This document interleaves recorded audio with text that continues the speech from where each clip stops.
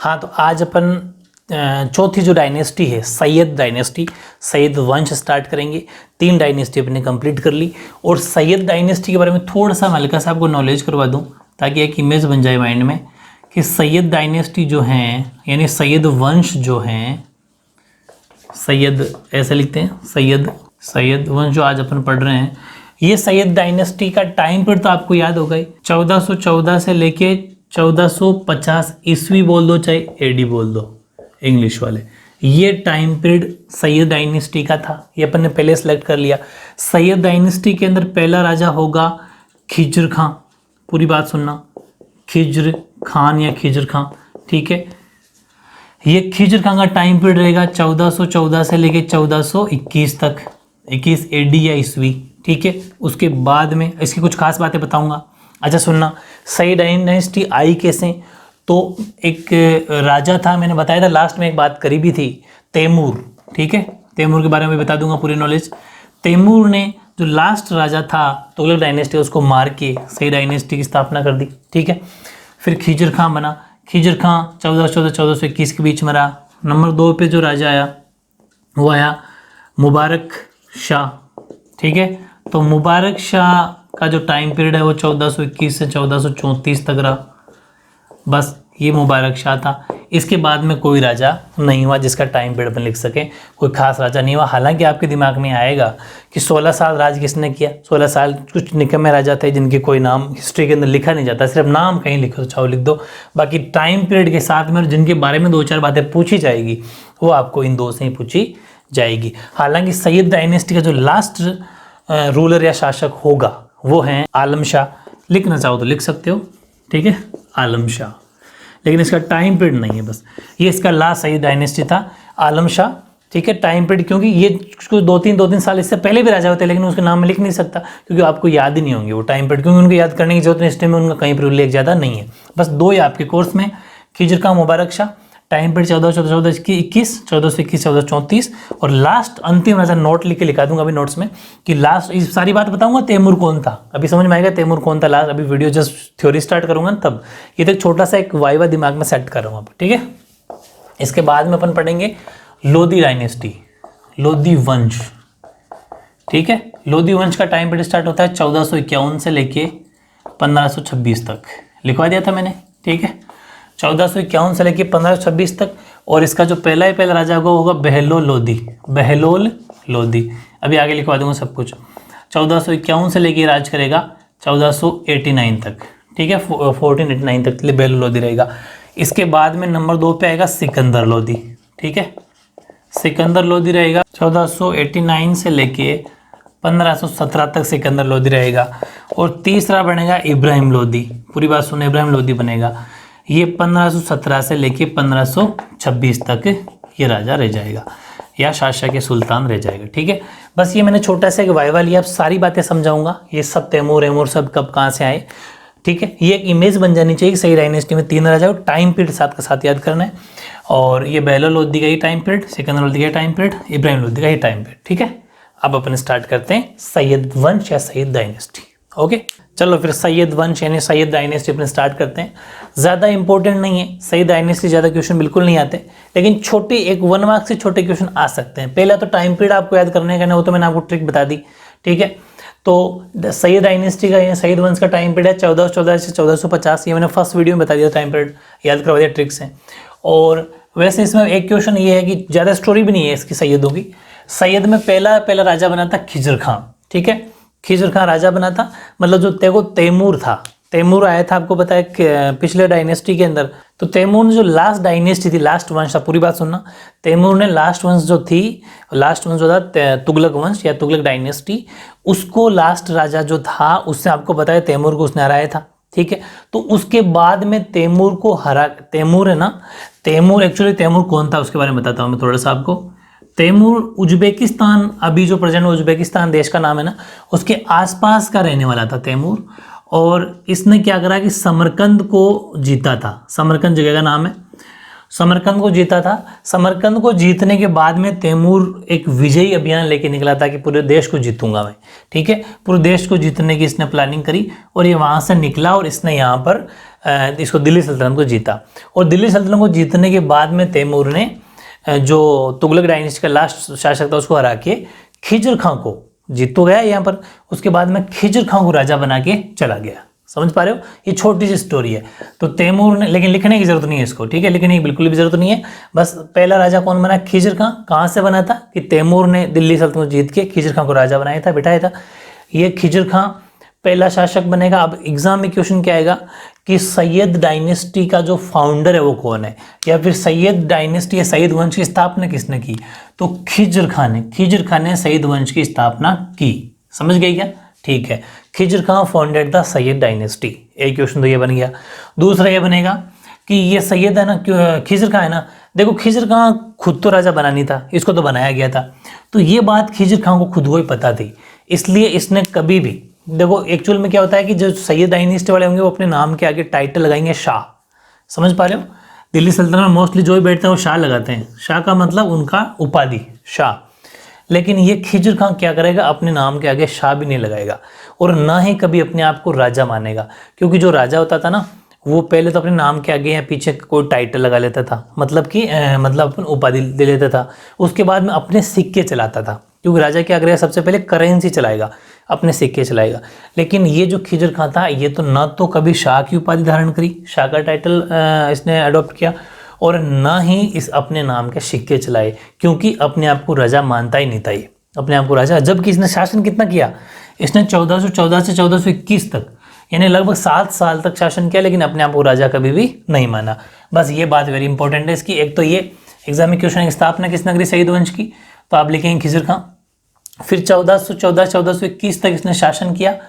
तो खिजर खां ने न तो कभी शाह, ध्यान से समझना, न तो कभी शाह की उपाधि टाइटल धारण किया और न ही अपने नाम के सिक्के चलाए। समझ में आ गई, ये बात आपको लिखनी है कि even after ruling from 1440 AD to 1421 AD, Khizr Khan neither gained any Shah title nor did not he circulate coins in his name। अपने नाम के सिक्के भी नहीं चलाए। समझ में आ गई दो बातें, बस तीसरी कोई बात याद ही नहीं करनी, इसके अलावा कुछ नहीं आएगा। फिर इसका नेक्स्ट राजा बनता है मुबारक शाह, ठीक है, और ये बनेगा 1421 से 1434। ये देख लो अपने नाम के आगे शाह लगा रहा है, ठीक है, शाह भी लगा रहा है। और शाह के अलावा इसने एक टाइटल ग्रहण किया था, सर्व शाह, सभी में शाह, हाँ, इसने सर्व शाह की उपाधि धारण की। ही गेन्ड द टाइटल ऑफ सर्व शाह। बस एक लाइन याद करनी है, वेरी इंपॉर्टेंट है, इसके अलावा कुछ नहीं आएगा इस एग्जाम में क्वेश्चन, ठीक है, आपकी बुक में ही नहीं आएगा कहाँ से। तो सर्व शाह की उपाधि, एग्जाम में क्वेश्चन आएगा कि सर्व शाह की उपाधि धारण किसने की, तो आप लिखेंगे मुबारक शाह ने। मुबारक शाह का टाइम पीरियड 1421 1434 AD, ठीक है। और इसके बाद में एक मैंने छोटी सी लिखा नहीं, वो लास्ट बस, और तो कोई इंपॉर्टेंट है नहीं। हालांकि ये जो डायनेस्टी देख लो 1450 तक है, फिर आप कहोगे 16 साल कहाँ गया, तो 16 ईयर्स तक कोई खास राजा नहीं हुए। समझ पा रहे हो, उनका हिस्ट्री में कोई नाम होता, वो आपके लेवल की बात नहीं है। लेकिन फिर भी एक चीज़ जरूर लिखनी है, मैं आपको लिख देता हूँ यहाँ पर स्पेस में इतने समय, कि जो इनका लास्ट राजा था वो एग्जाम में क्वेश्चन आ सकता है, ठीक है। तीसरा राजा, सिर्फ नाम लिखना है उसका, भले नोट करके भी लिख सकते हो कि सैयद वंश का अंतिम शासक कौन था, आलम शाह। वैसे कहीं कहीं पर इसका नाम अलाउद्दीन भी मिलता है, तो आपकी बुक के अकॉर्डिंग ये आलम शाह था, ठीक है। तो सैयद वंश का अंतिम शासक कौन था, आलम शाह। बस इतना सा लिख लेना इसके, और इसके बाद में सही डायनेस्टी खत्म हो जाएगी। यानी आप इंग्लिश वाले भी नोट लिख लेना, एक last ruler of Syed dynasty कौन था, आलम शाह, ठीक है। आलम शाह आपको इसका लास्ट रूलर एग्जाम में लिख के आना है। अब क्या करेगा, सुनो, ये जो आलम शाह था, आलम शाह क्या करेगा, इसका मन नहीं लगेगा, ये अपनी इच्छा से, स्वेच्छा से ही शासन त्याग देगा। पूरी बात सुनना। आलम शाह जो लास्ट शासक था इसके सैयद डायनेस्टी का, सैयद वंश का, ये अपनी इच्छा से यानी स्वेच्छा से शासन त्याग देगा और कह देगा कि अब मैं राज नहीं करूँगा, और उसके बाद में बहलोल लोदी को अपना शासन सौंप के चला जाएगा। यानी कि लोदी डायनेस्टी की स्थापना कैसे हुई? आलम शाह के स्वेच्छा से अपना राजपाट छोड़ने के बाद। समझ में आ गई? बस सिंपल। हालांकि वो याद करने की जरूरत नहीं है, चाहो तो लिख सकते हो कि सैयद वंश के अंतिम शासक आलम शाह के शासनकाल छोड़ने के बाद, या फिर आलम शाह ने बहलोल लोदी को अपना कार्यभार सौंप दिया, बस। इसके बाद में लोदी वंश की स्थापना हो गई। अब देखो 1450 तक का टाइम पीरियड है, 34 तक राजा बने, उसके बाद में कोई ईयर याद नहीं करना, लेकिन इस वंश की डायनेस्टी का टाइम पीरियड तो अलग से याद करना पड़ेगा 1450 तक, भले राजा की टाइम पीरियड 34 तक याद करना पड़े। समझ गए? इस बात को हमेशा याद रखो। फिर लोदी डायनेस्टी, ये 1451 से लेकर 1526 तक रही। ठीक है, पहला हमेशा बता रहा हूँ, जो पहला राजा होगा वो हमेशा क्या होगा? फाउंडर होगा, शासक होगा, मतलब संस्थापक होगा। अब जैसे बहलोल लोदी है, तो ये बार बार लाइन लिखने की जरूरत नहीं है, क्योंकि बहलोल लोदी वंश का संस्थापक होगा, फाउंडर होगा। तो लोदी डायनेस्टी का फाउंडर कौन होगा? बहलोल लोदी। ये तो आपको हमेशा याद करना है। ठीक है, हमेशा हर डायनेस्टी का पहला राजा, ठीक है, बहलोल लोदी इस वंश का संस्थापक हो गया। इसका टाइम पीरियड बहलोल लोदी का, क्योंकि इस वंश का तो रहा था 1451 से 1526, लेकिन ये बहलोल लोदी रहा था 1451 से लेकर 1489 तक, यानी 90 तक। तो ये याद रखना। दिल्ली पर तुर्कों के बाद, अच्छा एक बात हो रही है यहाँ पर, दिल्ली पर तुर्कों के बाद, इसका मतलब कि सैयद डायनेस्टी तक जितने भी मैंने कहा ना मुस्लिम थे, ये तुर्क थे। ठीक है, तुर्क एक बर्बर जाति है जो मध्य एशिया की बर्बर जाति है। ठीक है, मध्य एशिया की तुर्क एक बर्बर जाति है, उसके अंदर डायनेस्टी अभी तक जो बनी थी वो तुर्क कहलाते हैं। लेकिन अब तुर्कों का शासनकाल खत्म हो गया, आलम शाह के बाद में तुर्क खत्म। तुर्कों के बाद में कौन आए? लोदी आ गए। और ये लोदी कहाँ के रहने वाले थे? ये अफगानी थे। पूरी बात सुना, ये क्या कहते? ये अफगानी थे। तो ये क्वेश्चन भी वेरी इंपॉर्टेंट आएगा आपके एग्जाम में कि दिल्ली सल्तनत पर तुर्कों के बाद पहली बार अफगानी साम्राज्य का शासन जो स्थापित हुआ वो कब हुआ? वो हुआ 1451 में, क्योंकि 1451 से लेकर 1489 तक बहलोल लोदी रहा था। तो ये याद रखना, बहलोल लोदी का मतलब कि यहाँ पर लोदी डायनेस्टी की स्थापना करना एक तरीके से अफगानों का दिल्ली सल्तनत पर आना हो गया। तो वेरी इंपॉर्टेंट क्वेश्चन याद हो गया कि तुर्कों के बाद में पहली बार अफगानी दिल्ली सल्तनत पर कब आए? 1451 में। सबसे पहले राजा कौन आया? बहलोल लोदी। समझ पा रहे हो? तो ये लाइन वेरी इंपॉर्टेंट है कि दिल्ली पर तुर्कों के बाद पहली बार अफगान साम्राज्य का शासन हुआ। First time after this Turks Afghan dynasty ruled Delhi. अब इसके बारे में कुछ बातें मैं आपको बताऊंगा, लोदी डायनेस्टी को जो स्टोरी बताता हूं, उसके बाद अपन आगे बढ़ते हैं। ठीक है, हाँ, तो लोदी डायनेस्टी में लोदी वंश, बहलोल लोदी के बारे में एक दो बातें और बता दूं। हालांकि बहलोल लोदी के बारे में आपकी एक लाइन लिखी मैंने, बस आपके कोर्स में एक लाइन दे रखी है, लेकिन उसके बाद थोड़ी आपको स्टोरी बता दूं कि बहलोल लोदी है ना, एक्चुअल में मैंने कहा कि बहलोल लोदी है, लोदी डायनेस्टी जब आई, इसका मतलब अफगान आ गए। और अफगानियों की एक सिस्टम था, एक कल्चर था, एक संस्कृति थी, कि अफगानियों की एक संस्कृति थी कबीलाई संस्कृति, कबीलाई कल्चर। कहने का मतलब है कि एक कबीला समझते हो? कबीला मतलब झुंड में रहते हो, ऐसे ग्रुप में रहते हो, वो उसको उनको बोलते हैं कबीला। तो ये अफगानी जितने भी थे वो कबीलाई संस्कृति को मानते थे। इसीलिए जो बहलोल लोदी था ना, बहलोल लोदी अपने जो अमीर होते हैं, अमीर का मतलब जो राजा के नीचे काम करते हैं एज लाइक मिनिस्टर, उनकी हमेशा रेस्पेक्ट करता था। इसलिए ये पहला ऐसा शासक था, कौन? बहलोल लोदी, जिसने राज सिंहासन का प्रयोग नहीं किया। सिंहासन का मतलब जैसे राजा के लिए बड़ा सा सीट बनाई जाती है, वो बहुत ऊंचा बैठता है, बाकी लोग नीचे बैठते हैं। उसने कभी भी उस ऊंचे तख्त का प्रयोग नहीं किया। पहला राजा था जिसने तख्त का प्रयोग नहीं किया।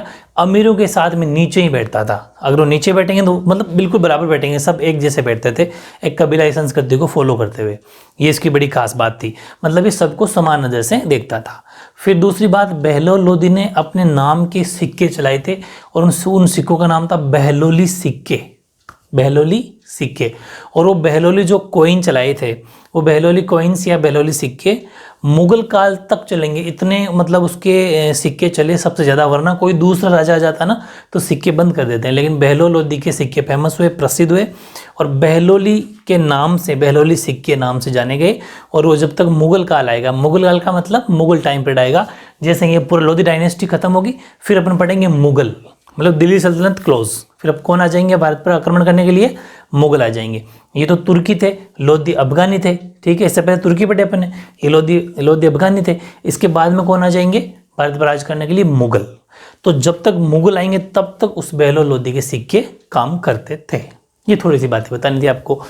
उसके बाद में ये निज़ाम शाह, ये इस बहलोल लोधी का ही बेटा था, ठीक है, बहलोल लोधी का ही बेटा था। एक्चुअल में इसका नाम निज़ाम शाह है, लेकिन इसका एक्चुअल नाम जो ज़्यादा फेमस है हिस्ट्री में, अगर आपने कहीं सुना हो तो सिकंदर लोधी के नाम से नाम फेमस है, ठीक है। तो सिकंदर लोधी नाम क्यों पड़ा? सिकंदर एक टाइटल है, सिकंदर एक क्या है?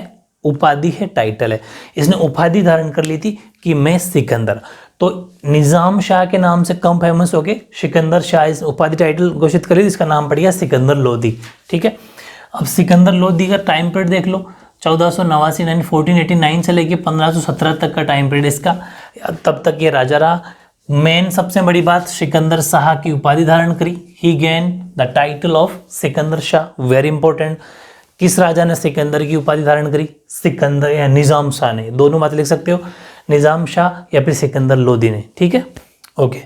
दूसरी बात ये है कि ये जो सिकंदर शाह ने, इसके बारे में थोड़ी 2-3 बातें बता दूं। सिकंदर जब राजा बना, ठीक है, शासक बना, तो इससे पहले कौन सा? इससे पहले बहलोल लोधी था। तो इसने कहा बहलोल लोधी तो ऐसे ही बावड़ा है, मैं आज से सिंहासन का प्रयोग करूंगा, मैं ऐसे नीचे नहीं बैठूंगा इनके बराबर। इसने राज सिंहासन का वापस तख्त के ऊपर बैठा, ये समझ रहे हो, मतलब तख्त के पद को गरिमा बनाया, वापस वहाँ बैठा, ऊपर बैठता था। दूसरी बात, जो ये सिकंदर शाह है, इसने एक सिकंदरी गज चलाया था, सिकंदर। अच्छा, इसका एक बात और बताऊं मैं आपको, सिकंदरी गज तो फेमस है ही है, मतलब ये सिकंदरी गज का मतलब, सिकंदरी गज मतलब ज़मीन नापने के लिए इसने एक गज बनाई थी, लगभग 30 इंच की वो होती है, 30 इंच की गज होती है सिकंदरी गज, बहुत फेमस है, एग्जाम में बहुत क्वेश्चन आते हैं, सिकंदरी गज किसने चलाया, कॉम्पिटेटिव एग्जाम में ढेरों क्वेश्चन आते हैं, बहुत बार रिपीटेशन होता है कि सिकंदरी गज किसने चलाया? सिकंदर लोधी ने या फिर निज़ाम शाह ने चलाया, ठीक है, निज़ाम शाह ने चलाया सिकंदरी गज, जो 30 इंच के बराबर होता है। दूसरी बात, इस सिकंदर जो है लोधी, इसकी माँ भी हिंदू थी, ठीक है, सिकंदर लोधी की भी माँ क्या थी? हिंदू थी। और सिकंदर लोधी जो है, इसका उपनाम था गुलरू खां, मतलब निक नेम था गुलरुखी या फिर गुलरू खां, मतलब होता है गुलाबी गालों वाला। ये थोड़ा पिंक गालों वाला था, गुलाबी गालों वाला था, इसलिए इसका नाम क्या पड़ गया? गुलाबी गालों वाला। तो ये भी आएगा आपके, इसका निकनेम मैं लिख दिया, हालांकि हिज निकनेम वाज गुलरू खां, ठीक है, गुलाबी गालों वाला या गुलरुखी। और ये इसी नाम से कविताएं भी लिखता था, समझ रहे हो, कविताएं लिखता था। He also compose poem by this pen name, मतलब जो उसके निकनेम था ना, इसके नाम से गुलरू खां, गुलरू खां नाम, तो इसके गुलरुखी भी नाम लिखता था, गुलरुखी, गुलरुखी नाम से, या फिर गुलरू खां लिख देना, आपके कोर्स में लिखा हुआ है। तो गुलरू खां के नाम से पोइट लिखता था, कविताएं भी लिखता था, ठीक है। अब मैंने कहा था इसकी माँ हिंदू थी, हाँ ठीक है, इसकी माँ हिंदू थी, लेकिन जितने भी इन राजाओं की, शासकों की माँ हिंदू हुई, उसका ज़्यादा इफेक्ट इनकी लाइफ में पड़ा ही नहीं। जैसे ये भी क्या करेगा? मंदिर तोड़वाएगा, और इसने एक ब्राह्मण की भी हत्या करवा दी थी, ठीक है, क्योंकि उस ब्राह्मण ने या पंडित जी ने ये कह दिया था कि सभी धर्म एक समान है। इतना कहते ही सिकंदर लोधी ने उसको मार दिया कि नहीं, सभी धर्म एक समान कैसे हैं, मतलब ये अपने धर्म को ऊंचा बताना, वो वाली बातें सिस्टम है। तो ऐसे काम भी इसने किए। तो ये कुछ इसकी स्टोरी है, ठीक है। और जैसे हिंदू जो होते हैं वो दीपक जलाते हैं, दीपक जानते हो, दिए दीपक जलाते हैं, तो उसने दीपक जलाने पर भी पाबंदी लगा दी थी, ठीक है। ये कुछ बातें हैं इसकी जो अपने स्टोरी माइंड में होनी चाहिए कि ये भी इसका कैरेक्टर कैसा था। हाँ, शहनाई बहुत अच्छी बजाता था, ठीक है, शहनाई का वादक बहुत अच्छा था। तो शहनाई, ये बातें आपकी सिर्फ मैं स्टोरी बता रहा हूँ, उनके बारे में आगे आपके फ्यूचर में बहुत काम आएगी। और बाकी आपके जो 2-3 बातें लिखी है पढ़ के सुना देता हूँ, बहुत ही शानदार मैंने आपके लिए नोट्स सेलेक्ट किए हैं। पहली बात तो ये कि सिकंदरी, इसने ये टाइटल तो बता दिया मैंने। हाँ, इसका जो न्याय प्रबंध था, न्याय प्रबंध या फिर राजस्व सुधार, बहुत फेमस था, ठीक है, यानी कि judicial system and revenue reforms were famous. कैसे? कि न्याय बहुत ज़बरदस्त करता था। तभी तो मैं ये गज़ लाएगा, देखो गज़ लेके आया कि क्या होता था, पहले लोग क्या कहते थे कि तेरी ज़मीन है वो 40 बीघा है, ऐसे ही बोल देते थे, 40 बीघा, या फिर जो कच्चा नाप होता था उससे पता नहीं चलता था कि ये ज़मीन कितनी है। कोई तो कहता 40 नहीं 45 है, 42 है, 42, मतलब वो गिच पिच रहता था। लेकिन इसने क्या करा, गज चलाया, और गज का फिक्स मेजरमेंट होता था 30 इंच। ये बहुत बड़ी सोच है उस टाइम की। उस टाइम पर इस मेजरमेंट का दिमाग में किसी को आइडिया आता ही नहीं था। तो 30 इंच की जब गज चलाई तो न्याय प्रबंध अच्छा हो गया, मतलब जमीन बिल्कुल सही होगी। एक राजस्व सुधार, यानी कि छोटे मोटे चुंगी कर वगैरह ये नहीं लगाता था, छोटे मोटे टैक्स इसने क्या करे, बंद कर दिए। ठीक है, राजस्व सुधार बहुत अच्छा किया इसने। लाइक इसने खुम्स होता है, हाँ मैंने आपको बताया था कल, खुम्स।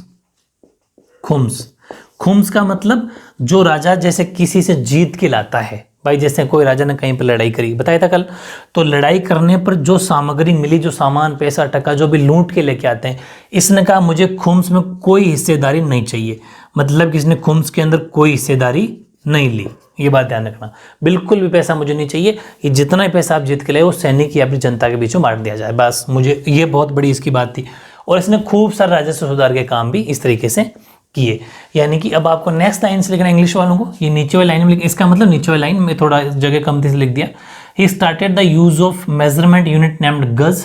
ठीक है, 1 gaz was generally equal to 30 inches, very important.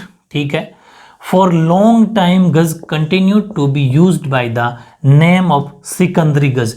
ये जो इसने गज चलाई थी वो सिकंदरी गज के नाम से लंबे समय तक चली। एग्जाम में क्वेश्चन आना तय है, ध्यान रखना। सिकंदरी गज किसने चलाई, सिकंदर लोदी ने, अपने निजाम शाह ने। एक गज की वैल्यू, एक गज की जो जनरल इक्वल कितनी लेंथ बताई, 30 इंच लेंथ बताई, लंबाई कितनी 30 इंच बताई। ठीक है, ये आपको याद रखना है। और न्याय प्रबंध राजस्व सुधार, ठीक है, यानी कि जुडिशियल सिस्टम और रेवेन्यू रिफॉर्म्स इसके बहुत फेमस थे। ठीक है, इसके बाद में देखो इसने क्या करा, 1504 में आगरा नगर बसाया, बहुत इंपॉर्टेंट है। आगरा जो शहर है ना, नगर है, उसका निर्माण इसने करवाया था 1504 में।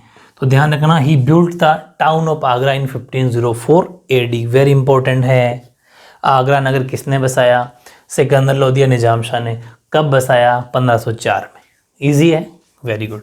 फिर मैंने बता दिया गुलाबी गालों वाला, गुलरू खां इसका उपनाम था। ठीक है, और इसकी कविता इसी नाम से ही कविता लिखता था। He is nickname was Gulru Khan. He also compose poem by pen name या फिर निकनेम। चलो, इस तरीके से सिकंदर लोदी जो था वेरी इंपॉर्टेंट, ऐसे क्वेश्चन बहुत आते हैं। हालांकि इसके और भी बहुत सारे काम है, लेकिन वो आपके कोर्स में नहीं है। इससे बाहर आपके कुछ नहीं जाएगा, ये तय है मामला, बस इतना याद कर लो, बहुत बड़ी बात है। इसके बाद में आया इब्राहिम लोदी। ठीक है, तो इब्राहिम लोदी के बारे में देखो कि 1526 लिखो यहाँ पर।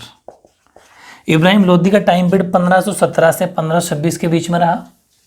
ठीक है, क्योंकि 1517 तक तो ये रहा था निजाम शाह सिकंदर लोदी। तो इसने देखो, इसका आते ही 1517 या 18 दोनों के बीच में, 1517-18, जैसे 2020-21 बोलते हैं अपन, 21-22, वैसे 1517-18, 1517-1518 के बीच में इब्राहिम लोदी और राणा सांगा। राणा सांगा के बारे में अपन पढ़ेंगे आगे। बहुत बड़ा शूरवीर था, हालांकि एक पोर्शन पूरा डैमेज था राणा सांगा का।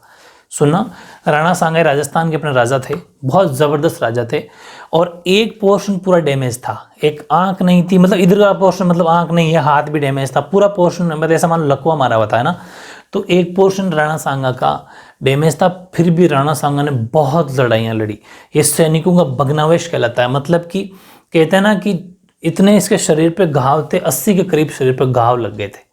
घाव नशे समझते हो, जैसे चीख काट मार लग जाना। फिर भी ये हार कभी नहीं मानी।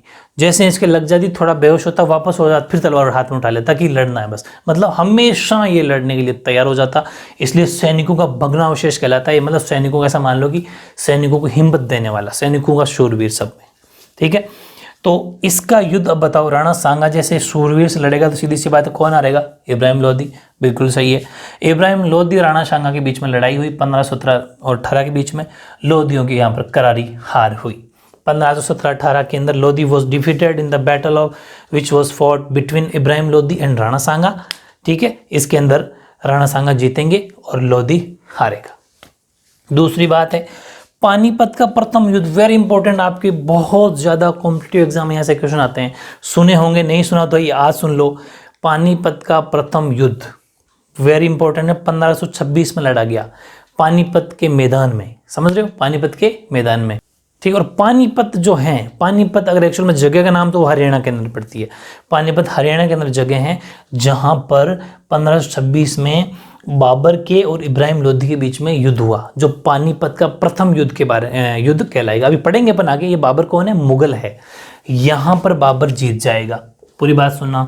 1526 में पानीपत के मैदान में इब्राहिम लोधी और बाबर के बीच में युद्ध हुआ 1526 में।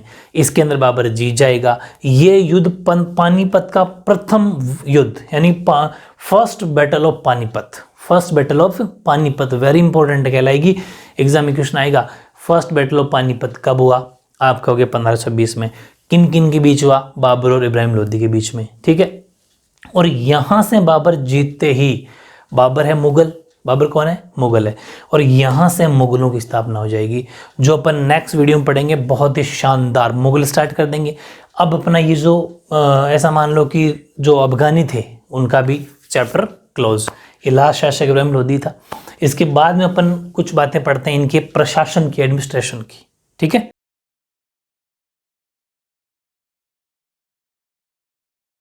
अब जो लास्ट टॉपिक है सल्तनत कालीन प्रशासन या फिर एडमिनिस्ट्रेशन ड्यूरिंग द सल्तनत पीरियड, इसको आपको रटना पड़ेगा, याद करना पड़ेगा। थोड़ा सा मैं आपको समझाने की कोशिश करूंगा, क्योंकि ये देखो वर्ड ही ऐसे हैं, उस टाइम की पोस्ट के नाम ये ऐसे होते थे, बस आपको उनको याद करो। इसका एक ही ऑप्शन है, जितने मैंने सिलेक्टेड पॉइंट लिखे। वैसे तो इनका कोई, अब कहते हैं ना कि कोई पार नहीं है, बहुत ज़्यादा ऐसे वर्ड हैं, बहुत ज़्यादा पोस्ट हैं सारी की सारी। जैसे अभी अपने राज्यों में स्टेट्स में होता है, जैसे देश में प्राइम मिनिस्टर, उसके बाद में सपोज राष्ट्रपति, प्रेसिडेंट, फिर प्राइम मिनिस्टर, फिर उस कैबिनेट मिनिस्टर, उसके बाद में स्टेट्स में चीफ मिनिस्टर, होम मिनिस्टर, है ना। ये जितने भी फाइनेंस मिनिस्टर, ऐसे ही उस टाइम पर भी होते थे। उनके बस पोस्ट के नाम याद करने हैं। ये एग्जाम में क्वेश्चन हालांकि आ चुका 2 साल पहले, 18 या 17 में, 18 या 19 में आया था, 18 में आया था आई थिंक, कि सल्तनत पीरियड का एडमिनिस्ट्रेशन लिखो, लेकिन फिर भी आ सकता है, देखो, है ना। तो अपन को बिल्कुल रिस्क नहीं लेनी है, और प्रैक्टिस करो, इंटरेस्ट भी आएगा थोड़ा, है ना। रोजाना के 2-4 नाम याद करोगे तो हो जाएंगे, ज़्यादा मुश्किल नहीं है। जैसे सबसे ऊपर ही ऊपर कौन होता था? सुल्तान। अच्छा, अपन पढ़ क्या रहे हैं? पूरा दिल्ली सल्तनत, उसमें जितने भी पोस्टें होती थी वो कैसे कैसे काम करते थे, प्रशासन कौन कौन सी पोस्ट कौन सा काम करती थी, फाइनेंस किसके हाथ में होता था, ठीक है, विदेश मंत्री कौन होता था, ये सब बातें इसके अंदर पढ़ेंगे अपन, है ना। तो जैसे देखो सुल्तान, ये सुल्तान सबसे बड़ा होता था, राज्य की संपूर्ण शक्ति सुल्तान के हाथ में थी। The entire power of the kingdom used to be in the hands of sultan. Simple एक लाइन लिखनी है। दूसरी पोस्ट अमीर, तो अमीर मैंने कहा था जो सुल्तान के, राजा के नीचे काम करता था, तो सुल्तान के जो नीचे काम करता था ना, वो अमीर होता था। लेकिन अमीर कौन ज़्यादा अमीर होगा, कौन कम, मतलब अमीर का लेवल, पैसों से अमीर नहीं, अमीर किस स्टैंडर्ड का होगा, वो डिपेंड करता था उसकी योग्यता पर, यानी कि शासन की योग्यता और अयोग्यता। अब ऐसा मत सोचना कि पढ़ाई की योग्यता, क्वालिफिकेशन वहाँ पर एजुकेशन नहीं थी। जैसे काम करने में चतुर कौन है, एक्सपर्ट कौन है, वो जो ज़्यादा ऑप्शन दे सके। जैसे भाई अपन किसी राजा के साथ युद्ध करना है, तो ऐसा कोई अमीर जो चतुर हो, चतुराई से उसको हरा सके, वो उसकी योग्यता, क्वालिफिकेशन कहलाती थी। उस टाइम पर कोई एजुकेशन, पढ़ाई का कंपटीशन नहीं था ना, ध्यान रखना इस चीज़ का। तो शासन की योग्यता एवं अयोग्यता के अनुसार अमीरों का दरबार में प्रभाव कम या ज़्यादा होता रहता था। मतलब जो अच्छा है वो ज़्यादा प्रभाव रहेगा, या फिर कम है, अयोग्य, ज़्यादा योग्यता अच्छी नहीं है तो कम रहेगा। According to the skill and disqualification of the amirs, their influence continued to increase and decline in the royal court. Depend करता है उसकी क्वालिफिकेशन कैसी है, मतलब वो काम करने में, स्किल में चतुर है या नहीं, उस पर डिपेंड करेगा। और ज़्यादा अच्छा है तो उसका प्रभाव भी ज़्यादा रहेगा। फिर मंत्री परिषद, अब देख लो मंत्री परिषद का मतलब, अपने भी तो कैबिनेट होती थी, वैसे इनके मजलिस ए खलवान, सही है ना, हाँ, मजलिस ए खलवत, सॉरी, मजलिस एक खलवत है, वैसे खलवत तय कर लेना, ये खलवार लिखा हुआ था, खलवत भी है ये। तो मजलिस एक खलवत या खलवार, आर या टी, लेकिन आप तो टी भी सही है बिल्कुल, इसमें कोई छोटी मोटी नाम क्या, पहले कुछ बुक्स में मिस्टेक हो जाती है। तो मजलिस एक खलवत, ये मंत्री परिषद होती थी, कैबिनेट यानी काउंसिल ऑफ मिनिस्टर, जो मंत्री की पूरी परिषद होती थी ना, उसको ये लोग कहते थे मजलिस एक खलवत। अब देखो याद तो करना पड़ेगा, इसमें कोई रटाने वाली, याद करने वाली चीज़ ही नहीं है, फिक्स है। फिर एक क्वेश्चन आएगा 4 स्तंभ, 4 कंपोनेंट्स। ऐसा आएगा कि जो एडमिनिस्ट्रेशन ड्यूरिंग द सल्तनत पीरियड था, यानी कि सल्तनतकालीन जो प्रशासन था उसके 4 स्तंभ कौन कौन से थे, एग्जाम में क्वेश्चन आएगा, मैंने वही लिखे हैं जहाँ से एग्जाम में क्वेश्चन सीधा सीधा 1 मार्क्स में पूछा जाता है। भले ये पूरा क्वेश्चन बोर्ड के एग्जाम में रिपीट ना हो, चलो ठीक है, लेकिन ऐसे क्वेश्चन आ जाएंगे। 4 कंपोनेंट का नाम लिखो, ठीक है, या फिर कोई 3 शुरुआती प्रारंभिक 3 पोस्टों के नाम लिखो स्टार्टिंग की, तो अमीर सबसे पहले, सुल्तान, अमीर, मजलिस से खिलाफत, ये लिखनी पड़ेगी अपन को, ठीक है, इसलिए याद तो करना पड़ेगा। 4 स्तंभ या 4 पोल या 4 कंपोनेंट कौन से थे? वजीर एक फाइनेंस मिनिस्टर को कहते हैं, वित्त मंत्री को, ठीक है, और आरिज ममालिक, दीवान इंशा, दीवान रिसालत, ये जैसे विदेश मंत्री, कोई गृह मंत्री, होम मिनिस्टर, इस टाइप के मिनिस्टर होते थे। लेकिन सबको नहीं पढ़ना, बस इतना सा पढ़ लो कि वजीर इंपॉर्टेंट है। वजीर का मतलब फाइनेंस मिनिस्टर, फाइनेंस मिनिस्टर क्या कहते हैं? वजीर कहते हैं। और आरिज ए ममालिक, दीवान ए इंशा, दीवान ए रिसालत, 2-4 पोस्ट याद कर लेना। फिर मोहम्मद तुगलक ने, अब नेक्स्ट देखो, मोहम्मद तुगलक भी था, तुगलक डायनेस्टी के अंदर, तो इसमें कोई से भी राजा का नाम आ सकता है, क्योंकि अपन सबका प्रशासन पढ़ रहे हैं पूरे दिल्ली सल्तनत का, जिसमें 4-5 डायनेस्टी आएगी, 5 डायनेस्टी आएगी, समझ रहे हो? तो उसमें मोहम्मद तुगलक ने एक अच्छा काम किया था, कौन सा? कि मोहम्मद तुगलक ने एक अमीर कोही, दीवाने अमीर कोही की स्थापना की थी। ये क्या है? ये भूमि, जो बंजर भूमि होती है ना, जहाँ पर खेती बाड़ी नहीं की जा सकती, तो इसने कहा उसको यार एग्रीकल्चर के लायक बनाओ, कृषि योग्य बनाओ, उपजाऊ बनाओ। उसके लिए उसने एक विभाग या डिपार्टमेंट बना दिया, दीवान अमीर कोही, ठीक है। यानी कि यहाँ से मोहम्मद तुगलक एस्टेब्लिश्ड दीवान ए अमीर कोही, ठीक है, to change land into agriculture land. Okay, फिर है दरबार एवं राजमहल के लिए 6 कर्मचारी काम करते थे। कौन कौन से? पहला वकीर ए दर, बारबक, अमीर ए हाजिब, अमीर ए शिकार, अमीर मजलिस, सर ए जहांदर। मतलब ये कौन थे? जो राज दरबार में, यानी कि जो राजा के बिल्कुल पास में 6 बंदे ऐसे होते थे। यानी कि ऐसा मान लो कि अभी इस टाइम पीरियड में जो अपने मोदी सरकार के, ऐसा मान लो कि 6 कमांडो इज लाइक, जो सिक्योरिटी में रहते हैं, कामकाज करते हैं। वैसे ही ये कर्मचारी थे, काम करने वाले थे। कहाँ पर? ये दरबार या राजमहल के लिए, दरबार या फिर सिर्फ राजमहल के लिए काम करते। दरबार और राजमहल में कौन बैठता था? सुल्तान। तो उसके लिए 6 कर्मचारी होते थे। पहला तो वकीर दर, बरबक, अमीर हाजिब, अमीर शिकार, अमीर मजलिस, सर जहांदर। ये इंग्लिश में 6 employees to handle the court and place. वकीर ए दर, बरबक, अमीर ए हजीब, अमीर ए शिकार, अमीर मजलिस एंड सर ए जहांदर, ठीक है। ओके, फिर एक शिक। ये शिक वो नहीं है, शिक सरदार जी नहीं है, ये शिक भी एक पोस्ट होती थी, शिक SHIK। ये रेवेन्यू ऑफिसर होता था जिले का, डिस्ट्रिक्ट का। तो revenue officer of the district, revenue का मतलब होता है जो टैक्स को कलेक्ट करता है। जैसे इनकम टैक्स भरते हैं अपन लोग, तो इनकम टैक्स का जो टैक्स भरा जाएगा वो कौन लेगा? रेवेन्यू बोलते हैं उसको, जो टैक्स को कलेक्ट करता है। यानी कि शिक revenue officer of the district, ये पूरे जिले का रेवेन्यू ऑफिसर होता था, यानी कि जिले का राजस्व अधिकारी होता था। फिर सद्र उस सुदूर, ये धर्म विभाग का प्रमुख होता था। धर्म विभाग मतलब समझते हो? बताता हूँ अभी। सदर उस सुदूर का मतलब head of the religious department. जैसे अपने कौन होते हैं? अपन कहते हैं ना कि ये हमारे पंडित जी है, या फिर अपन कहते हैं साधु संत है, जो पूरे अपने मंदिर के ट्रस्ट के हेड होते हैं। सपोज याद आ रहा है, जो पूरे मंदिर के सबसे बड़े बड़े पुजारी होते हैं, जो एक पूरी मंदिर का ट्रस्टी होते हैं, जो बाबा होते हैं वो। वैसे इनके पोस्ट होता था जो जकात होती थी इनके, मुस्लिमों के, जो जिससे इनके धर्म का पैसा आता था, जैसे चंदा मान लो जो मंदिरों में चढ़ाया जाता है, वो वहाँ का उस टाइम का इनके होता था, वो सदर उस सुदूर धर्म विभाग का प्रमुख होता था। धर्म के जितना भी पैसा चढ़ा हुआ आता था ना, वो इनके यही हेड, उनके हेड करता था, उनके मतलब हैंडल करता था, ठीक है। तो ये कुछ मैंने सिलेक्टेड पोस्टें लिखी, बहुत ज़्यादा है वैसे तो, आपकी बुक में ज़्यादा नहीं है, लेकिन वैसे बहुत ज़्यादा आगे जब आप पढ़ोगे, अच्छी तैयारी करोगे ना, तो उसमें और भी ज़्यादा पढ़नी पड़ेगी। लेकिन सिलेक्टेड यहीं से, कॉम्पिटिटिव एग्जाम में भी यहाँ से क्वेश्चन खूब आते हैं, और आपके लेवल भी इतना बहुत है, ठीक है। इससे ज़्यादा नहीं पढ़ना। क्यों नहीं पढ़ना? क्योंकि याद नहीं होगा और आएगा भी नहीं एग्जाम में। मैं जो कह रहा हूँ सही है। इस तरीके से अपन ने ये जो अफगानी और तुर्क और अफगानी दोनों जो भारत पर आक्रमण किया था, दोनों को अपन ने कंप्लीट कर लिया। 5 डायनेस्टी पढ़ ली, 5 वंश पढ़ लिए। अब अपन पढ़ेंगे नेक्स्ट वीडियो में मुगल, ठीक है। मुगल में बहुत मज़ा आने वाला है आपको। अच्छे से पढ़ो, रेगुलर वीडियो मिल रहा है मॉर्निंग में आपके लिए, बहुत मेहनत करनी पड़ रही है, फ़ायदा उठा लो। पूरे यूट्यूब पे इतनी अच्छी तैयारी में, मेरी सराहना नहीं, प्रशंसा नहीं करा, लेकिन आपको नहीं मिलेगा ये बेनिफिट आपको। वो भी कौन सा? कि जिस तैयारी जिस प्रिपरेशन मैंने नोट्स बनाए हैं उन्हीं नोट्स में से आपकी हेल्प ले लेके आपको बहुत ही शानदार तैयारी करवाई जा रही है। इसका फ़ायदा उठाओ। 10th स्टैंडर्ड में ये बहुत हाई लेवल की बातें बता रहा हूँ मैं आपको, स्टोरी वगैरह, ताकि इमेज बने आपके माइंड में और इससे अच्छी याद हो। ठीक है, ओके।